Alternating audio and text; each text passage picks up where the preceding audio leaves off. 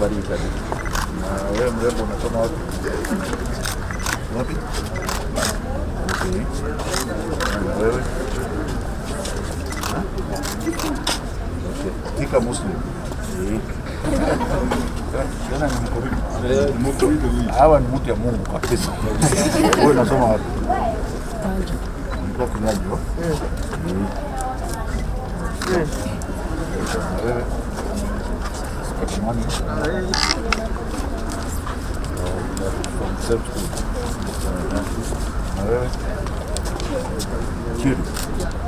Which school do you were you before?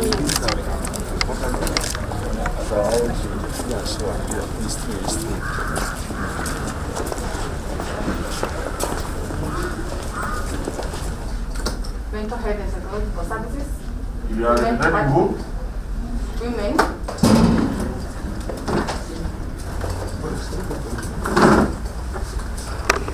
Welcome, Boniface. Kianjao Primary School. And how many times were you sent home because of indiscipline issues? None. You.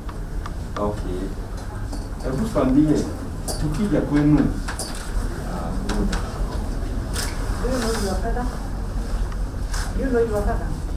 Mheshimiwa, kuna basari wanapatiana. Au wewe kwa sawa? Kuna kitu ungetaka kuongea na mimi?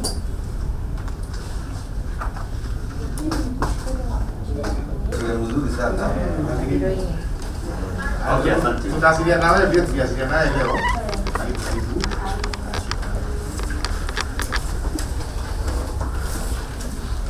I have sat through 4 interviews and I am extremely satisfied that these scholarships are going to go to the children that deserve them, some of whom are behind us here.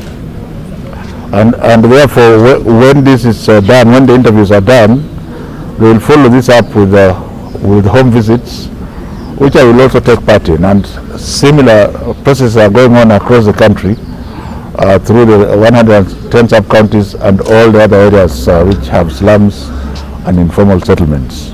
I've also instructed them that if they find a very poor child, that child does not necessarily have to have come from an informal settlement. Once they confirm, that child should be assisted with a scholarship because the child is a Kenyan. For the remaining part of my tenure, which is 13 months, it is going to be extremely difficult. So I need the support of everybody. I have the full support of His Excellency the President to execute what he has ordered me to execute. But I need the support of other arms of government.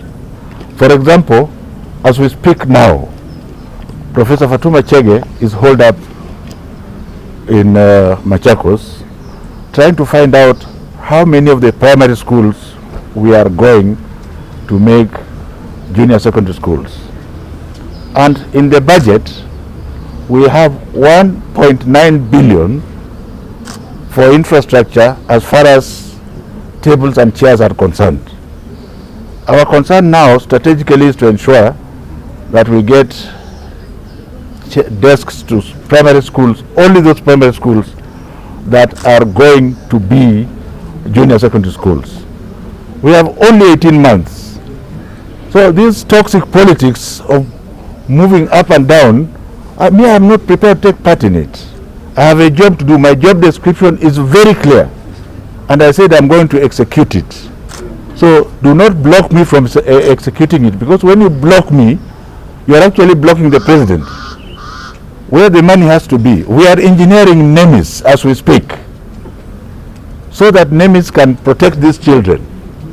So that we can create a platform. For example, when you have given a scholarship, if you get another one, you shall see and take it to another needy child. How do you then say you don't need money to re-engineer NEMIS? So I'm saying here and now that as far as I'm concerned, I don't play politics. I shall not play politics. I am working for His Excellency the President alone, and by extension for the children of this country. Anything else, I don't want to take part in it, and I do not want to know. And I want to assure the public that I have absolutely no personal interest in anything that I am doing. Every Kenyan child is the same. Because the President respects me professionally and otherwise, I also respect him. So I shall work for him the way I should work. If you want me to do anything else, go and find somebody else to do it for you. I will not do it for you. Is an institution in Nyandarua that was closed yesterday over increased number of... Now I knew you are going to ask about nothing. Is there alarm in our school? The government of the Republic of Kenya is doing everything possible to ensure that our children are safe. Even these ones that have left school. Have you seen any without a mask? Look at them very well. Well adorned with masks. There's soap and water. Are we together? We are talking about 14 million children. Why do you want to make noise about 6 of them or 10 who have COVID? This is not an issue at all. And I have continued to encourage His Excellency the President to continue to bite the bullets. You remember the noise you people were making before. If the President was not bold enough to open schools, would these children be lining up here now to get scholarship to go to high school? Which high school? So please ask us important questions. Thank you very much, ladies. Going forward, I must take this opportunity also to thank most of the parents who have been very satisfied with the placements. I want to say that the question we have to ask ourselves is which one is a good school? And I open that, as far as I'm concerned, a good school is any secondary school within the confines of the Republic of Kenya, because the government of the Republic of Kenya gives equal amounts, 22,244 shillings to every child, whichever school the child goes to.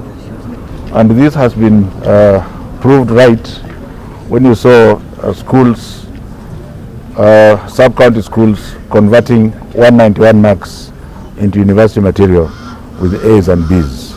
So this craze of the 10 top schools must stop, and it must stop yesterday. It is not functional. We cannot fit about 100,000 children in 5,000 spots. So stop making noise and encourage your children, because quite a few of the parents are misguiding their children. It is not the school that will make the child. It's the zeal and zest that is in the child that will make the child.